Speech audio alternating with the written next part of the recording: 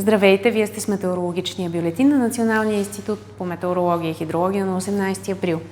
След преминаването на студения атмосферен фронт, облачността в страната постепенно намалява. През нощта ще се изясни. Утре преди обяд времето ще бъде предимно слънчево.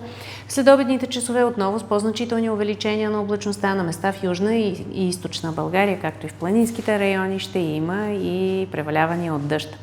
Минималните температури утре ще са между 3 и 8, а максималните между 18 и 23 градуса. Топло време и в понеделник, предимно слънчево ще бъде през първата половина от деня. В следобедните часове отново от запад започва развитие на купесто и купесто-дъждовна облачност. При вечери през нощта срещу вторник на много места в страната ще има и краткотрайни валежи, придружени с гръмотевици. Във вторник и сряда с развитие на купеста и купесто-дъждовна облачност, с краткотрайни валежи на повече места в страната, има повишена вероятност и за значителни количества в отделни райони. Постепенно понижение на температурите. В четвъртък и петък доста хладно време. Ще има и слънчеви часове и по-значителни увеличения на облачността. По-голяма вероятност за валежи все още има в четвъртък, в петък тя намалява. През почивните дни ще преобладава слънчево време, малка е вероятността за валежи, започва повишение на температурите.